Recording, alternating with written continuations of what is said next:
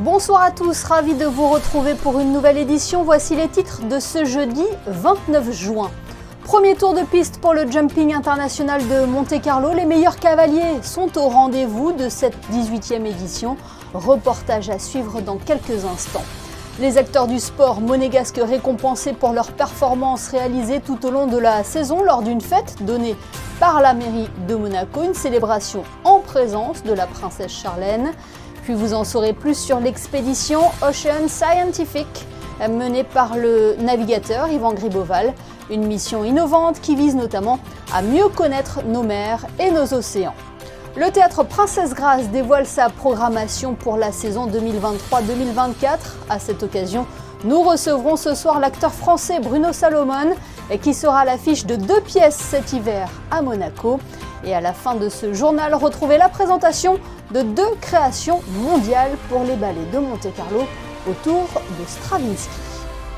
Intéressons-nous à présent à la prochaine expédition scientifique d'Yvan Griboval. C'est à bord de Love the Ocean que le navigateur s'apprête à mener une mission afin de mieux connaître la biodiversité de nos mers et de nos océans.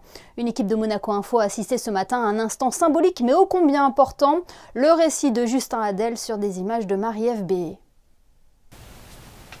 L'instant est solennel. Pour les marins, cette étape est importante, une normalité de bénir le bateau, l'équipage et les futurs passagers. Dans quelques mois, l'expédition océano-scientifique débutera, à bord de ce catamaran, Love the Ocean.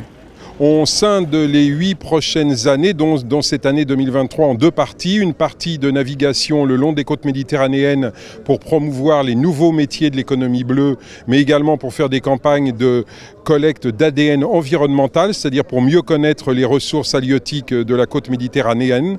Et puis on aura une seconde partie qui consistera à aller dans l'océan Indien, travailler sur l'île Juan de Nova, qui est une des 5 îles éparses inhabitées du territoire français de l'océan Indien. Et là, on va travailler sur les éponges. On va récolter de tout petits morceaux de ces éponges sans les blesser pour séquencer l'ADN et valoriser cet ADN en recueillant des molécules d'intérêt pour la santé, le bien-être et aussi des services à l'environnement. Donc on est vraiment dans l'innovation la plus pure au profit des nouveaux métiers de l'économie bleue. Ont assisté à la bénédiction plusieurs élèves de CM1 et de CM2, une façon de transmettre aux plus jeunes cet intérêt à défendre les mers et les océans. C'est important de protéger les océans. S'ils ne sont pas protégés, plus de vie et donc du coup plus personne. J'aime beaucoup la flore et la faune des océans et j'aimerais que les espèces se préservent. Et j'aimerais aussi que l'océan ne se pollue pas. J'espère qu'il va réussir et qu'on va pouvoir faire un pas en avant pour protéger les océans. Pour clore l'événement, l'hymne de l'océan, écrit et réalisé par la monégasque Olivia Dorato, a été interprété pour la première fois en direct en version rock.